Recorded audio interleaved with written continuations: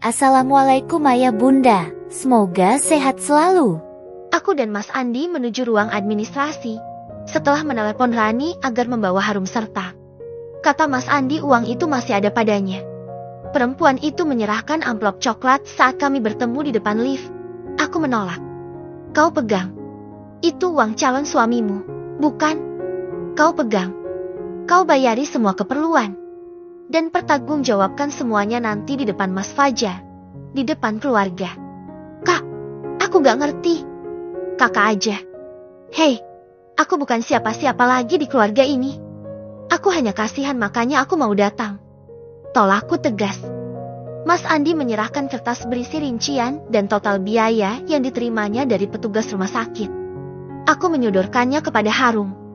Sana, bayar di kasir. Perintahku kepadanya. Perempuan itu gemetar. Aku tidak peduli.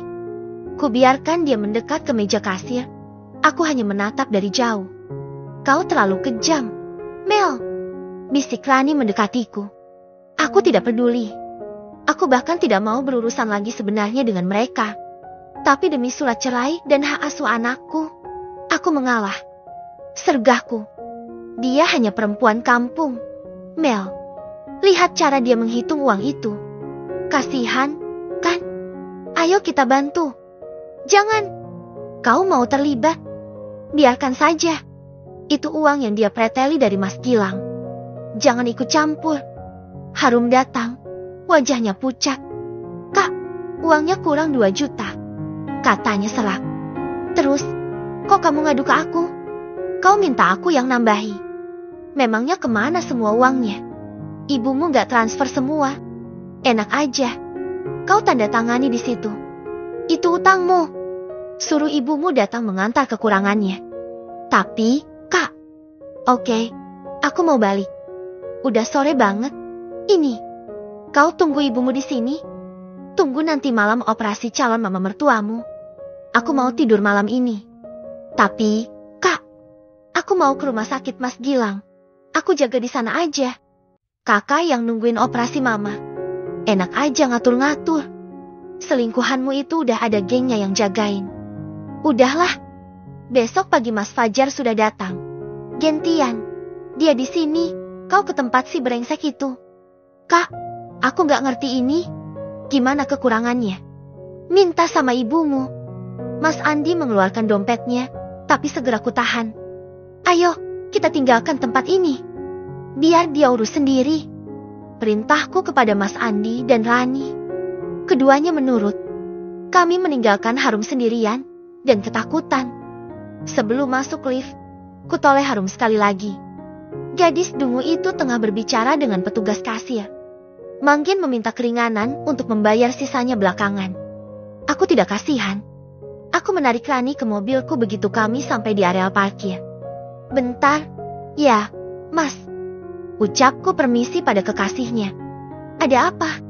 Tanya Rani penasaran. Aku mau kau cerita tentang Mala. Todongku tanpa basa-basi. Kenapa dia? Cerita apa maksudnya? Mala, pokoknya tentang Mala. Embentak lagi. Apa yang harus aku ceritakan? Yang jelas. Dong. Kau tahu kalau dia pernah naksir seseorang? Oh, itu. Kau tahu dari mana? Rani balik bertanya. Dari nada bicaranya, aku bisa menangkap kalau dia tahu segalanya. Aku tahu, tapi belum jelas. Tolong sekarang kau perjelas. Tegasku.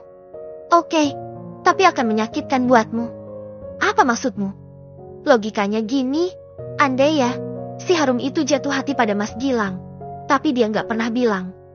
Dia hanya memendam. Mas Gilang aja gak tahu perasaan si Harum. Tapi Harum cinta mati sama suamimu. Kira-kira gimana reaksimu? Kok logikanya gak masuk logikaku? Ya, sergahku. Ah, payah. Lu, gini loh. Ganti, deh. Misal Mala jatuh hati sama pacarku. Mala cinta mati, tapi Mala gak pernah mengungkapkan. Dia pendam aja. Mas Andi bahkan gak tahu. Nah, tiba-tiba aku tahu. Kira-kira bagaimana reaksiku? Oh, Jeti malah mencintai Mas Andi. Kok aku gak pernah tahu? Pekiku merasa plong. Setidaknya rahasia ini sudah terbongkar. Bukan, teriak Rani mengejutkan. Bukan, terus? Sudahlah, malah nggak apa-apa kok, dia sudah menceritakan semuanya padaku. Dia bisa terima. Bahkan dia berdoa agar hubunganmu dengan Mas Reno berjalan lancar tak lagi terpisah seperti dulu. Jeti, lelaki itu Mas Reno? Ya, aku terperangah kaget. Udah, gak usah kaget. Orang malahnya juga baik-baik saja, kok. Dah, aku duluan. Ya, Rani menjentikan jarinya di depan hidungku, lalu berlalu. Malah jatuh hati pada Reno saat Melur sudah menikah dengan Gilang. Gak nyangka kalau Melur bakal balikan lagi sama Reno. Malah gak salah, kan? Pembaca, Mas Andi dan Rani sudah berangkat saat ponselku berbunyi. Aku baru saja hendak menstarter mobil. Terpaksa ku terima dulu panggilan masuk, agar hati tenang saat berkendara nanti. Nomor tidak dikenal. Siapa yang menelpon saat genting begini? Aku udah capek banget dari pagi tadi tiada henti. Mau istirahat sejenak saja, tidak bisa. Halo, sapaku dengan nada kesal. Maaf, Bu, ini Bu Melur. Ya, saya sendiri, kenapa? Ini siapa? Dari rumah sakit. Ibu, saya menemukan ponsel ini di saku celana pasien. Nomor ibu diberi nama Melur istriku tersayang, makanya saya menghubungi ibu. Rasa kesal semakin menjadi jeti. Jangankan keluarga si brengsek itu, teman-temannya, sampai ke perawat semua nyusahin aku. Halo, ibu. Ya, sus. Terus kenapa? Ada apa nelpon saya? Jujur, saya bukan istrinya lagi. Kami sudah berpisah. Dia sudah punya istri baru. Silahkan hubungi dia saja. Oh, begini, Bu, pasien tiada henti ngeracau. Dia belum sadar, tapi mulutnya manggil-manggil. Kami juga bingung. Pingsan kok bisa manggil. Awalnya kami gak ngerti dia ngomong apa. Mel, gitu. Jadi saya tanya teman-temannya di luar. Mereka bilang itu panggilan untuk istri pasien. Saya meminta mereka mencari nomor ibu. Astaga, Mas Gilang masih kritis, pingsan malah, tapi dia bisa manggil. Benar-benar kelewatan dia. Saat pingsan saja nyusahin aku. Nafsu banget, sih, bikin aku stres. Ibu, boleh datang ke rumah sakit sebentar. Dokter yang menyarankan, Bu, untuk membantu pemulihan pasien. Maaf, saya sedang banyak urusan, suster. Telepon istrinya aja. Namanya Harum. Udah, ya, suster, selamat sore. Ku tutup telepon tanpa menunggu jawaban. Ku tekan samping atas ponselku, tertera tulisan matikan dan di layar. Ku geser ke bawah. Tidak akan ada lagi yang bisa menghubungiku. Hari telah gelap ketika aku tiba di rumah. Setelah memeluk dan menciumi putriku, aku melangkah ke dapur. Ku masukkan air ke dalam panci stainless sedang. Ku jerangkan di atas kompor. Aku ingin mandi air panas malam ini. Bu, kenapa nggak nyuruh saya aja? Tadi, Bik Yerti istri Pak Basir datang menghampiri. Tidak apa-apa, Bik. Saya bisa sendiri, kok. Bibik istirahat saja. Sana. Udah makan malam semua, kan? Udah. Bu, maaf. Kami duluan tadi. Ucapnya merasa bersalah. Nggak apa-apa. Saya sedang sibuk banget. Jadi nggak bisa nemani kalian semua makan malam. Anu, Bu, sebenarnya ada yang mau saya sampaikan ke ibu. Kalau ibu ada waktu. Ada? Ini. Saya ada waktu. Air panasnya belum mendidih. Ngomonglah. Anu, mengenai rencana ibu yang mau manggil kasir toko. Kenapa? Wajah Bik Yerti terlihat tegang. Matanya berkali-kali melirik ke pintu tengah. Sepertinya dia sangat kesulitan untuk berkata-kata. Ada apa sebenarnya? Anu, Bu, mengenai kasir toko itu. Iya, Bik. Saya menyuruh suami Bibik memanggil bekal kasir toko ini. Memangnya kenapa? Anu, kalau bisa jangan, Bu. Jangan. Sergahku kaget. Iya, Fitri, namanya Fitri. Terus, kenapa Bibik bilang jangan? Selidikku penasaran. Saya nggak suka sama dia. Saya curiga kalau Fitri dan suami saya. Loh, yang namanya Fitri itu anak gadis, kan? Iya, tapi kurang ajar. Dia suka godain suami saya. Oh, jadi bibik cemburu. Nih, ceritanya. Pokoknya jangan. Bu, Fitri itu bukan perempuan baik-baik. Baiklah, nanti saya bilang sama suami Bibik untuk membatalkan si Fitri-Fitri itu datang kemari. Sungguh? Ibu baik sekali. Makasih ya, Bu. Iya. Wanita parubaya itu terlihat semeringah. Air panasku telah mendidih. Dengan cekatan dia mengangkat dan memindahkannya ke ember, lalu membawanya ke kamar mandi di kamarku. Terima kasih. Ya, Bik. Ucapku setelah semua beres. Jangan bilang suami saya kalau saya yang minta ibu membatalkan kedatangan si Fitri. Ya, Bu. Pintanya sekali lagi sebelum menutup pintu kamar. Beres. Sahutku tersenyum geli. Kurendam tubuhku di dalam bak. Rasa hangat terasa di sekujur tubuh. Aku ingat saat perawatan di salon. Sepertinya aku akan kesana lagi besok. Ya, pulang senam aku akan kesana lagi. Aku tersenyum geli saat mengingat ekspresi Bikirti tadi. Ternyata rasa cemburu itu tetap ada meskipun pada pasangan yang sudah tua. Dan Bikirti begitu bijak mencegah sebelum kejadian. Dia begitu sederhana, tapi sangat telaten menjaga suami. Sedang aku, muda, merasa pintar, tapi menjaga suami saja tidak becus. Ngapain aku taruh pembantu muda, cantik, seksi di rumahku? Coba. Pada saat itu, keadaanku sedang tidak bisa melayani dia sepenuhnya. Hah, sudahlah. Semua sudah terlanjur. Aku jadi penasaran seperti apa orang yang bernama Fitri itu. Tapi, kalau dibatalin, siapa yang akan kerja megang kasir dan laptop di toko? Ya, duh, susah juga mencari orang yang tepat. Bagaimana kalau aku minta teman aku saja? Malah, ya, kami bisa gantian di toko. Saat dia kuliah, aku yang jaga. Saat dia kosong, dia yang jaga. Tinggal sini aja sekalian. Mau nggak dia ya? Oke, akan aku coba. Aku akan merengek. Pasti dia nggak tega. Aku menyudahi berendam. Segera kulanjutkan ritual mandiku. Aku ingin cepat-cepat menelepon Mala. Tapi gerakanku tiba-tiba berhenti. Ucapan Rani mengiang di telinga. Mala suka sama Mas Reno. Tapi, Mala sudah ikhlas. Benarkah?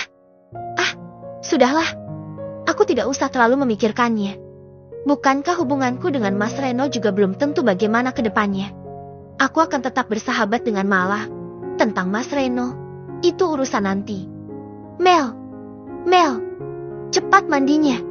Ada tamu. Aku tersentak. Gedoran pintu kamar mandi mengagetkanku. Itu suara ibu. Segera kusudahi aktivitasku, lalu melilitkan handuk di tubuh dan membuka pintu.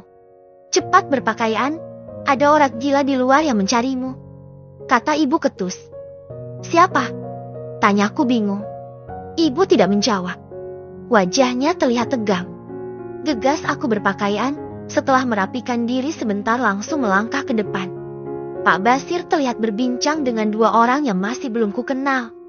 Setelah dekat, baru kuingat, mereka anggota gengnya Mas Gilang. Mereka sampai di sini. Ada apa? Nekat benar mereka. Maaf, ada apa?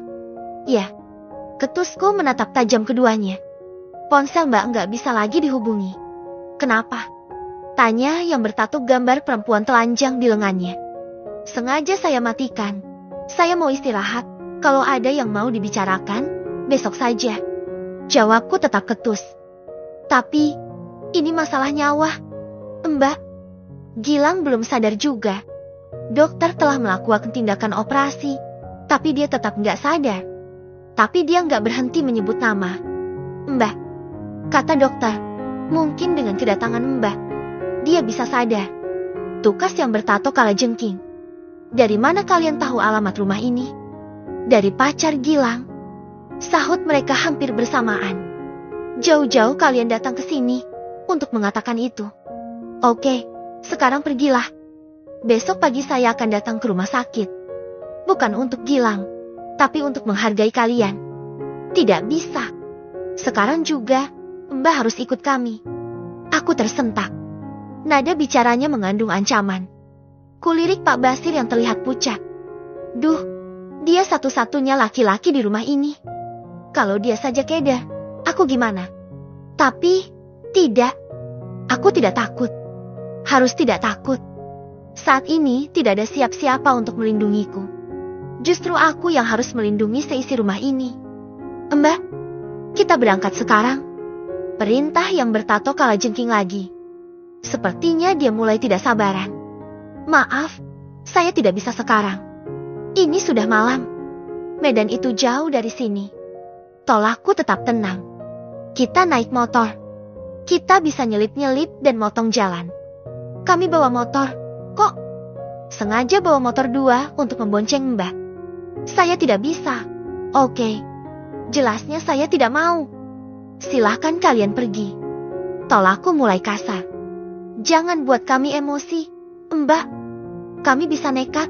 Loh, saya juga bisa kasar. Ini rumah saya. Kalau saya bilang tidak mau, ya, tidak mau. Teriakku sambil berdiri. Sengaja mempersiapkan diri dengan segala kemungkinan yang akan terjadi. Pak Basir ikut berdiri, tapi wajahnya kian pucat pasi. Yang bertato perempuan telanjang merogoh sesuatu dari saku celananya. Lalu benda itu diletakkannya di atas meja. Sebenarnya aku kaget. Dadaku berdenaga hebat. Pisau lipat yang diletakkannya di atas meja membuat Pak Basir terperangah. Secepat kilat dia berlari keluar. Kedua preman itu tersenyum penuh kemenangan. Ini yang panjang. Mel, jangan takut. Pegang ini untukmu. Tiba-tiba Ibu, Big Ina, dan Big Yerti muncul dari belakang. Mereka masing-masing memegang senjata. Pergi kalian dari sini. Kalau tidak, kami akan kalian. Kami jadikan makanan anjing. Cepat pergi. Ketiga perempuan itu mulai mendekati sang preman. Senjata mereka kibas-kibaskan penuh emosi. Hampir saja tawaku pecah melihat gerakan mereka. Ketiga Wonder Woman itu tidak merasa gentar sedikit pun.